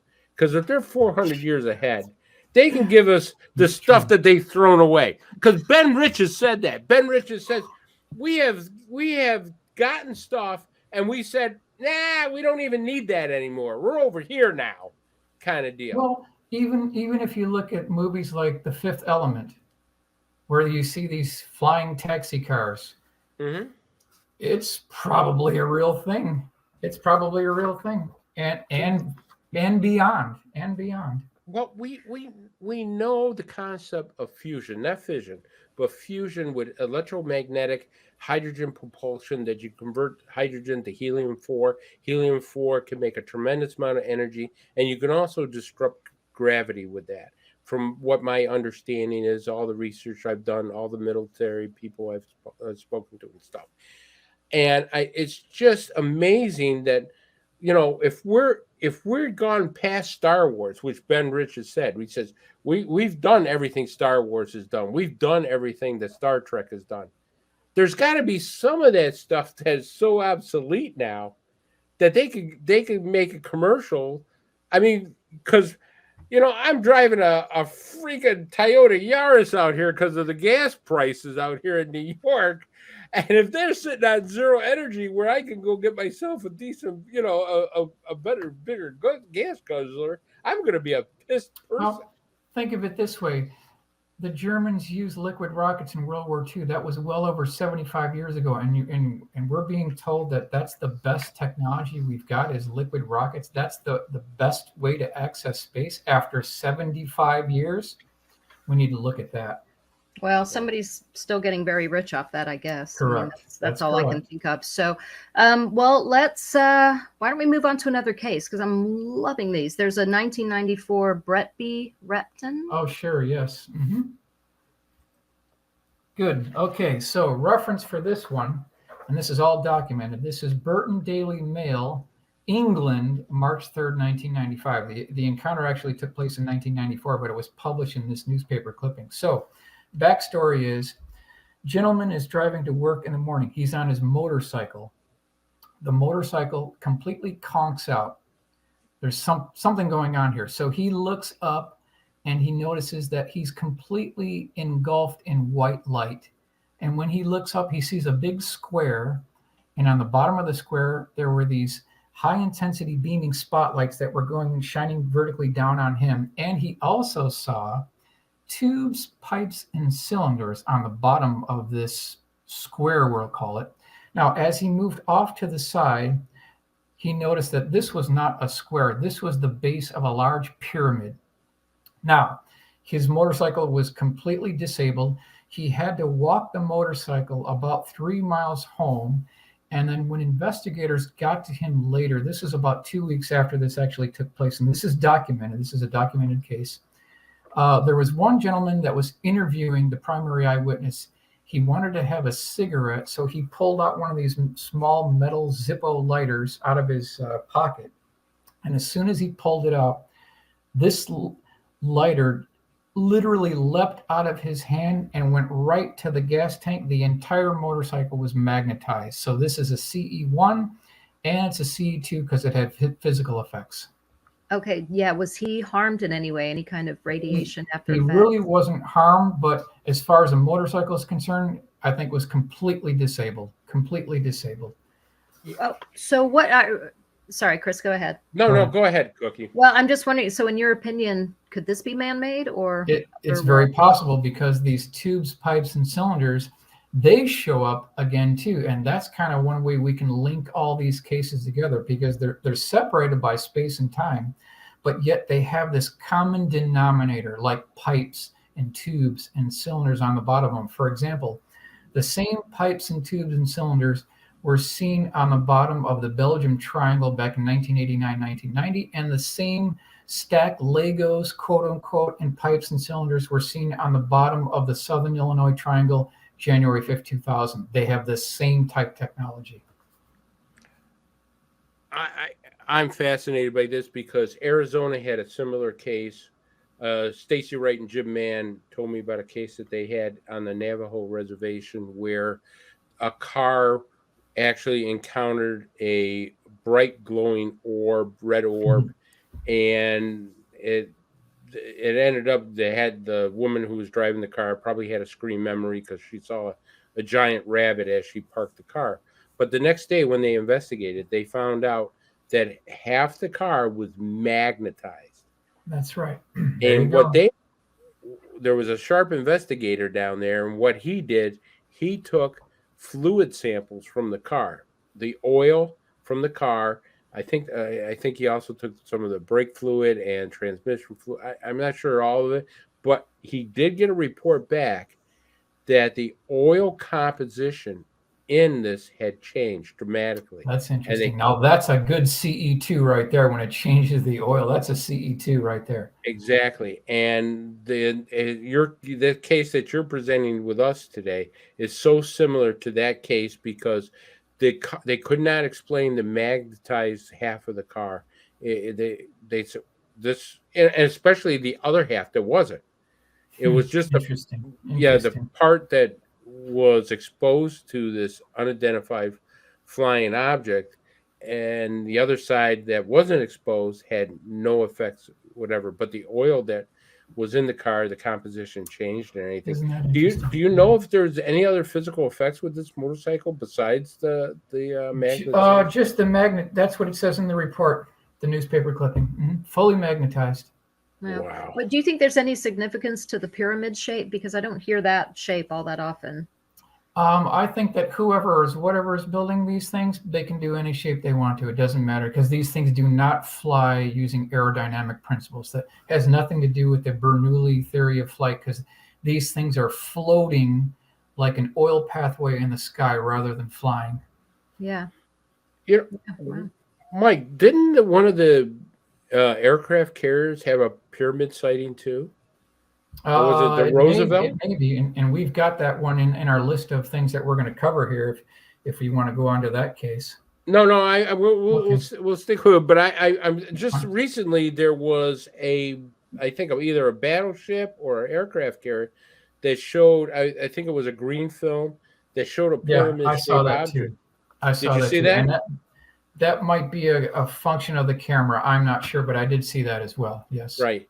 And when we talk about how they maneuver and stuff, my understanding that some people theorize that it kind of creates a hole in the front of it. You know, that they kind of use almost like what Albert the theory of compressing, space and time, where you compress it like a surfboard and fly it forward. Kind of the Albert Geek, or whatever that guy's name is. You're just able to kind of move it so fast in front. I mean, that's what they're thinking. I wonder if they don't, like you said, they don't care about shape.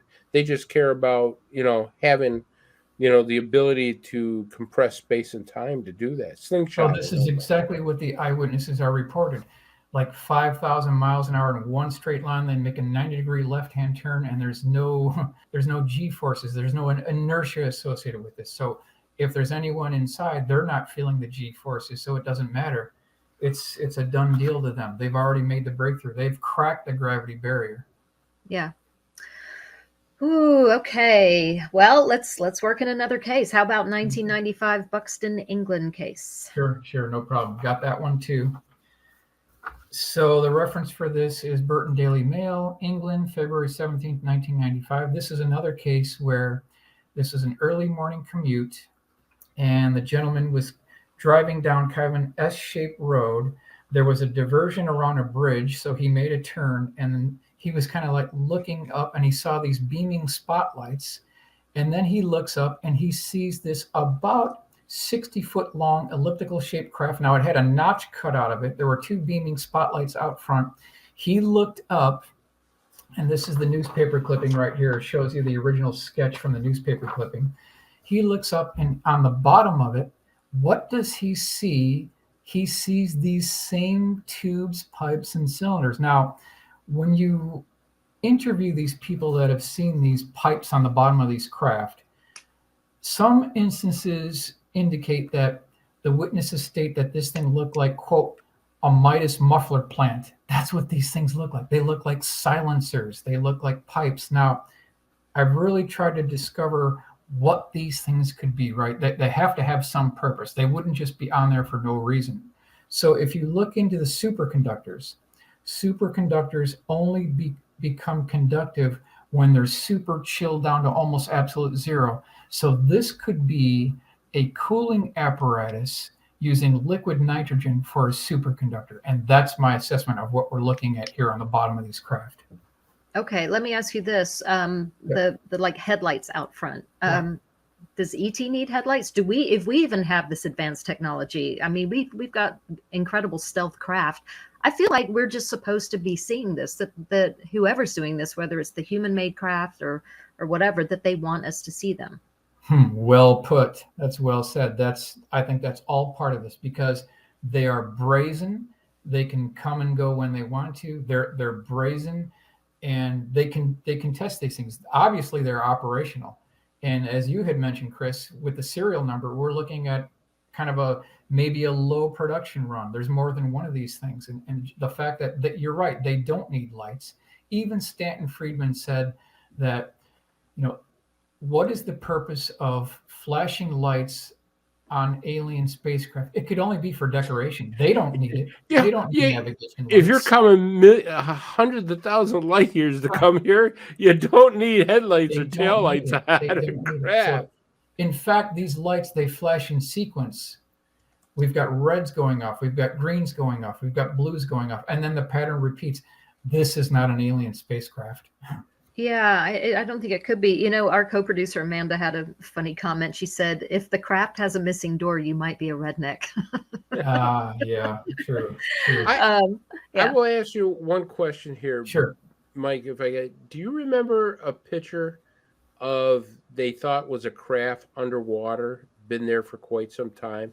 It almost had the same shape. It had the two cylinders on the back. Have you ever seen that picture? Not sure if I've seen that, but again, 51% of all these UFO cases that we've heard for the last 75 years are USO cases. So they could be originating from under the oceans.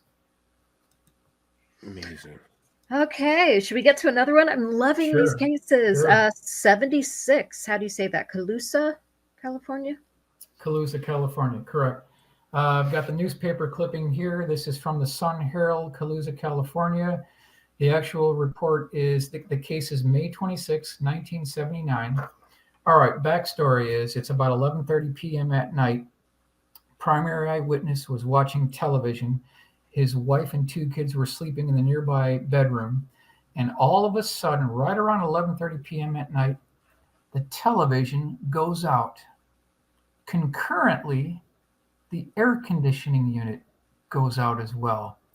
So he gets off the couch. He circles back to the back side of the house. He looks at the circuit breaker box that you see here in this illustration by Tom. And immediately, and I'm talking immediately, after looking at that circuit breaker box, the hair on his arms starts standing up.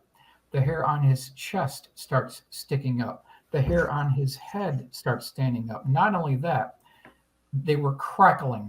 His hair was making a crackling noise. His entire area, the surrounding area in his local proximity, was in this static electrical charge field. So he looks up and he sees what you see here in this drawing is a 140-foot diameter dish-shaped craft. And we'll start on the top here.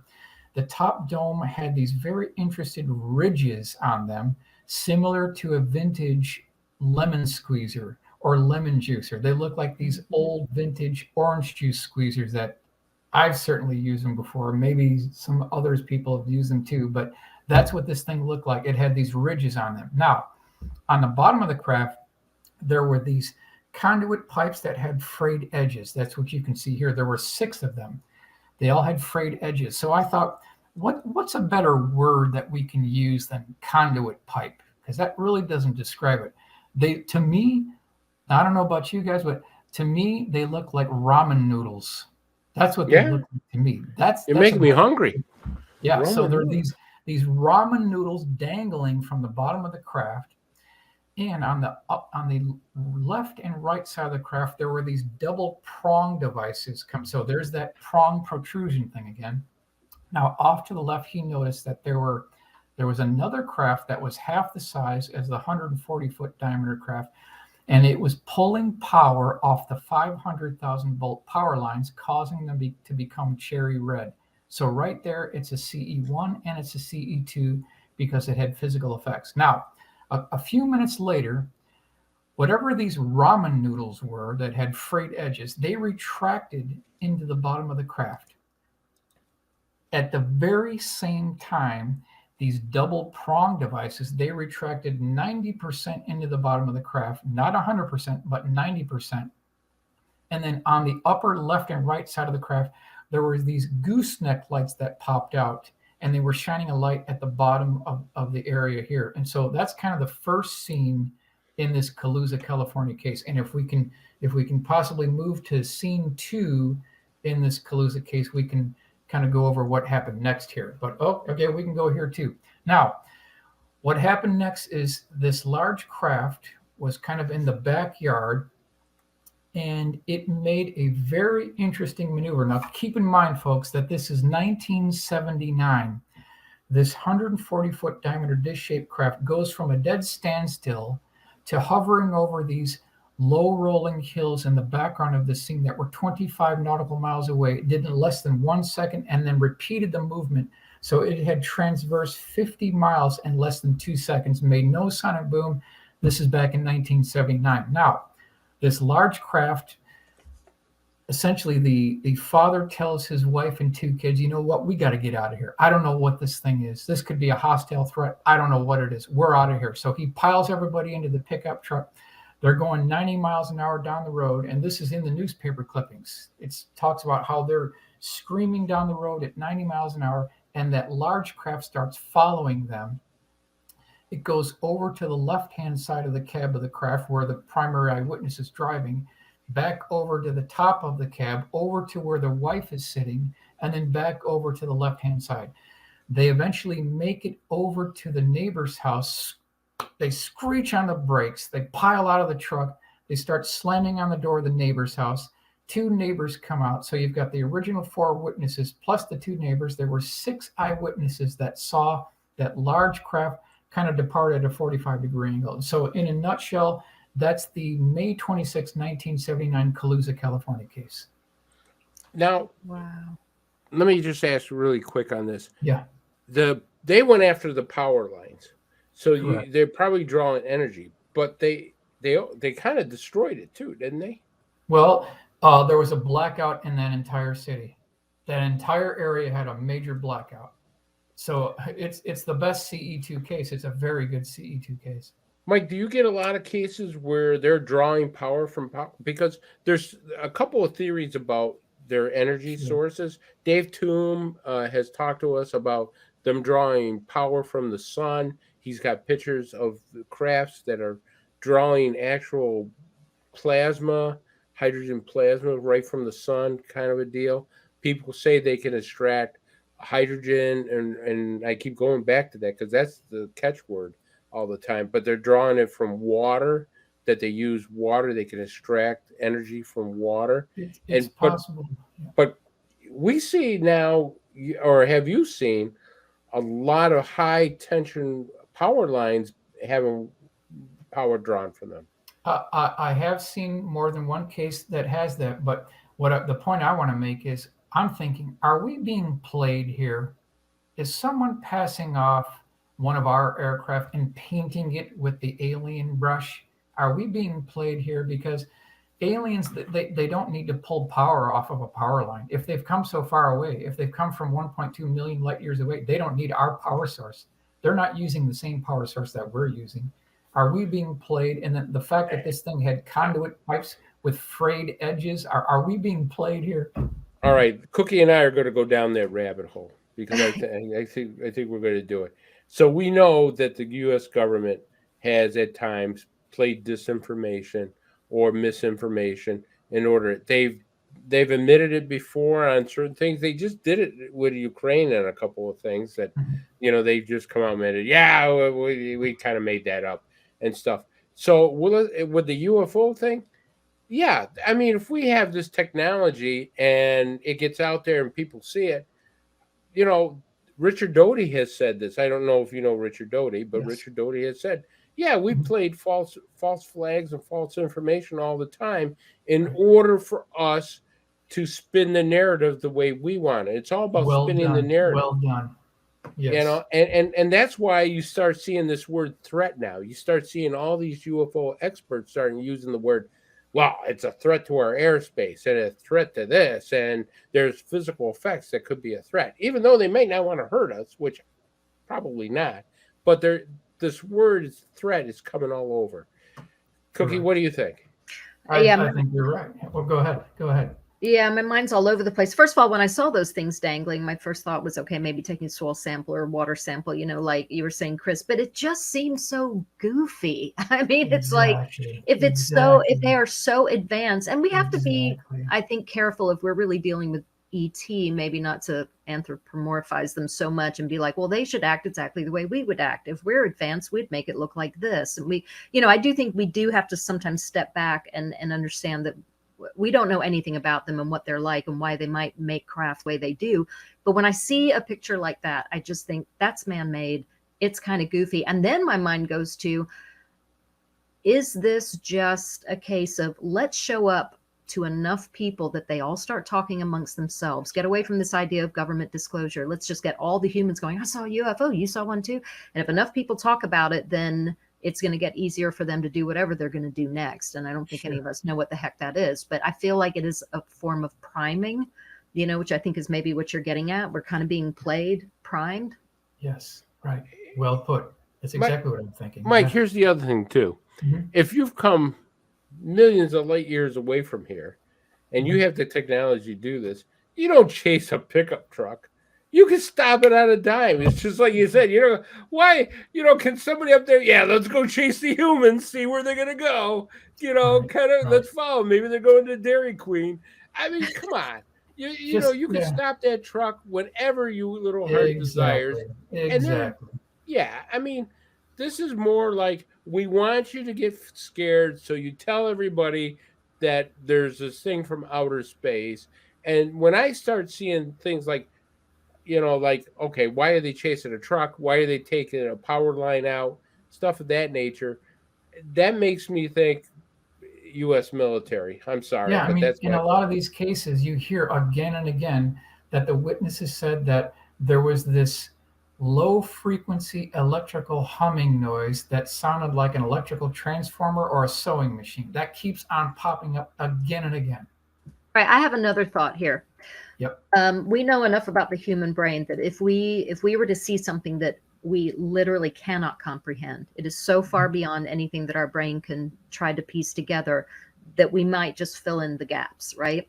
So what if it's a case that these craft are not quite as silly and, goofy as I'm saying? What if it is something energetically so far out there that the brain just plugs in an image? Is that possible? It's possible. Yeah, it's possible. And it might make sense of it. Like so many people would be like, it looked like, washing machine parts coming up. And you're just like, what? That just is ridiculous. Even if our government has this kind of technology, why would they make something look so silly? So that's the only other thing I can make sense of is it's just the brain doing it, just like almost like a screen memory. If somebody can't handle seeing a otherworldly being, they might be like, it looked like a character out of Wizard of Oz. The brain can just do that. So It's the only other thought I have. Chris, are we ready to move on to another case? Because I want Go to for it, man. This guy is exciting. Okay, let's go to Falcon Lake. And I want to apologize. We don't have every single picture from these cases. We might only have one or two. So I apologize if it's kind of like we jump from 1 to 3. That's fine. Okay. Let's look at Falcon Lake.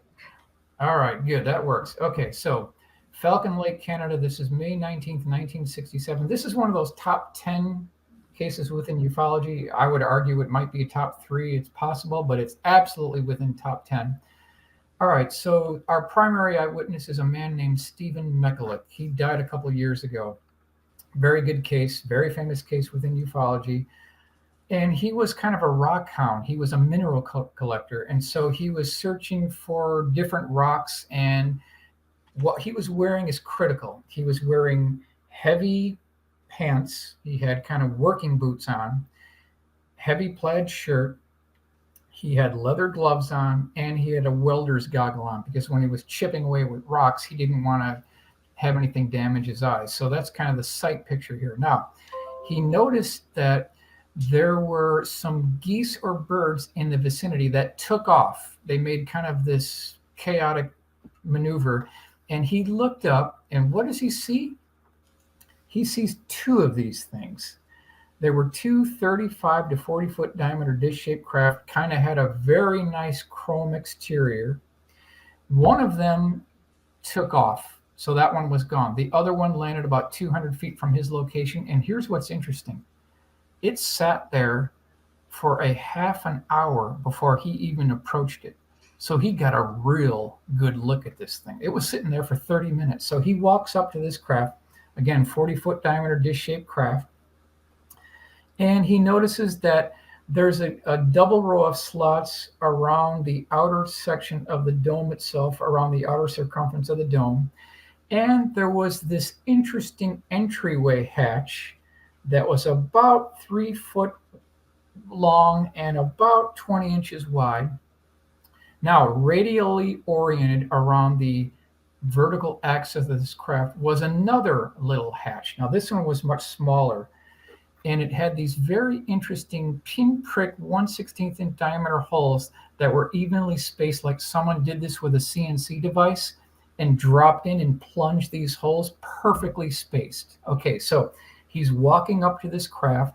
This entryway door hatch has opened now, and there's this interesting violet pastel light that's originating from the interior that's shining outward. So he looks in this craft. Can you imagine this?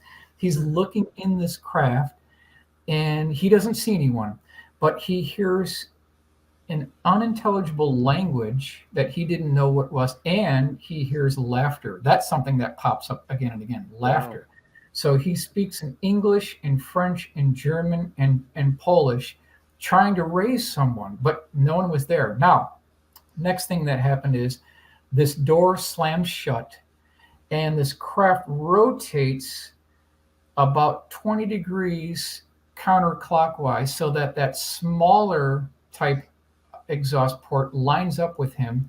The craft lifts off the ground about 12 inches, and there's this strange exhaust gas that comes out of that small port.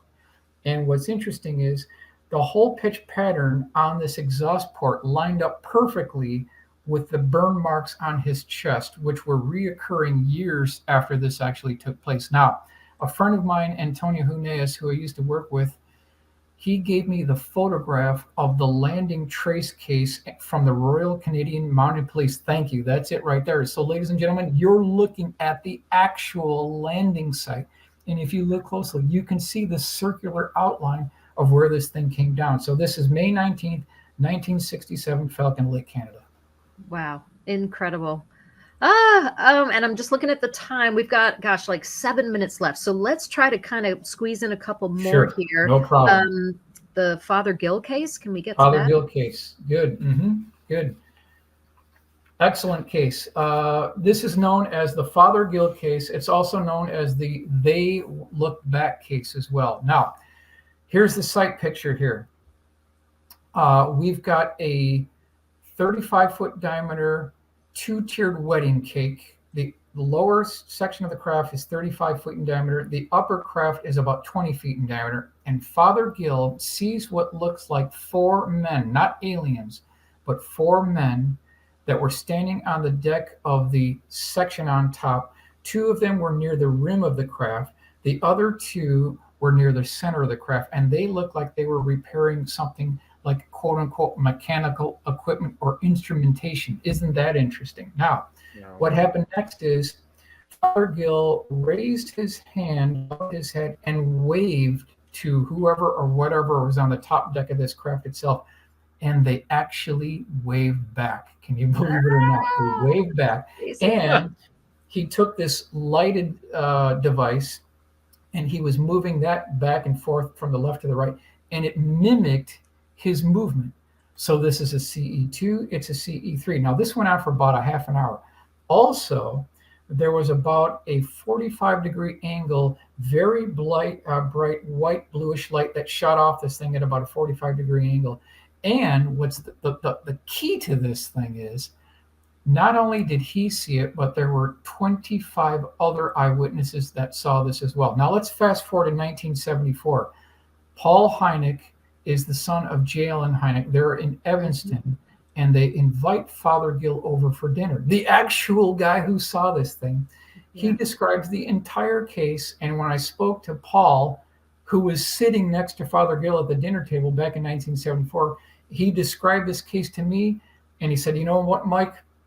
Father Gill was a classy gentleman. He wasn't seeking fame or fortune. He just laid out the case. When I heard that from Paul, I said, yep, boom, we got a real case.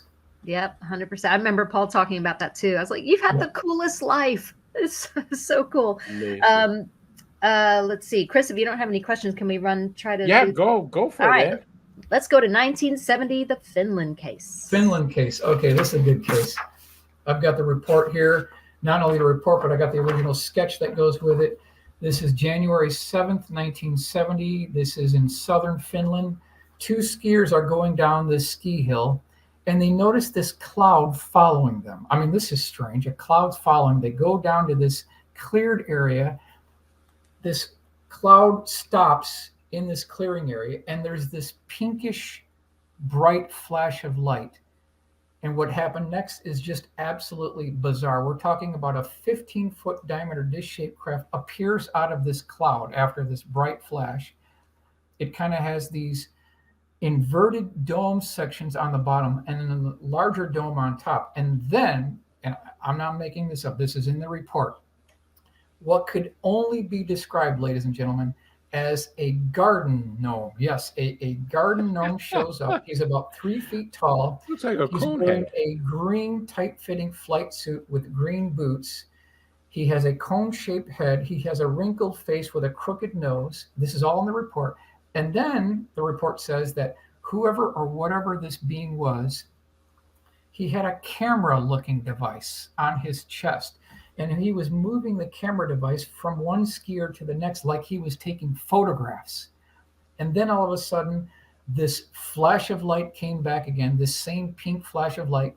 The being was gone, the disc-shaped craft was gone, but the physical effects that were forced onto one of the skiers where his other friend had to help him get back to the lodge about a half mile away. He started throwing up. He was sick. So it absolutely had physical effects. So it's a CE1, it's a CE2, and it's a CE3. And it's where SNL got the idea for the Conehead sketch. The Conehead. Back in the day. All right, let's see. I wonder if we can, in about a minute and a half, squeeze in one more. There's either the Gordon Cooper case or Mobile, Alabama. We can take any one you want. That's fine with me. All right, well, let's do Mobile in 83. Mobile, okay, that's a good case.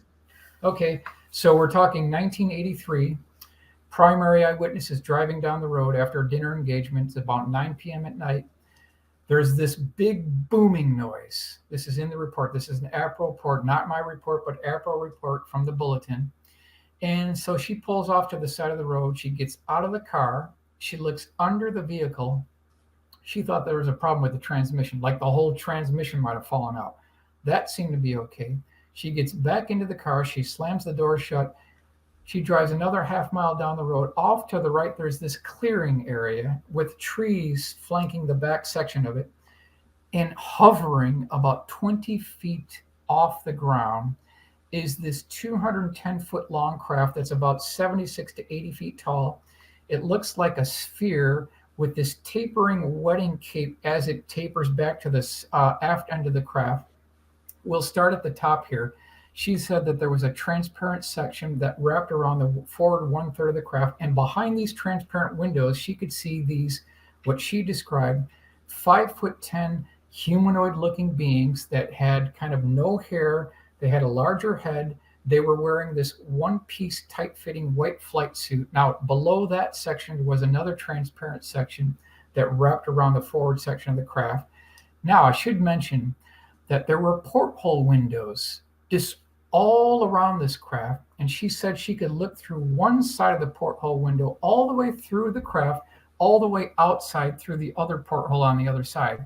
Oh my gosh. She described the interior of the craft. She said it had this cross beam and girder construction, not only like a truss bridge, but something that you would see on an East Coast shipping yard, where there's bulkheads and stringers, a very mechanical, man-made interior. Also, she said, it looks like a nightclub, and oh my gosh, we're out of time. Party crew. We're out of time. And you have more to tell us, and I want you to keep going, but we're down to our last 10 seconds, so I'm gonna have to make this so fast. Michael, you rock. We got to have you back. That's okay, all I no can problem. say. Thank you so much, and thanks, of course, to Chris and our producer, Bill Skywatcher, our co-producer, Amanda Curran. We couldn't do it without you. Guys, keep looking up. Keep being nice to each other. Michael, we're going to have you back to finish that story. Sure, no problem. Bye.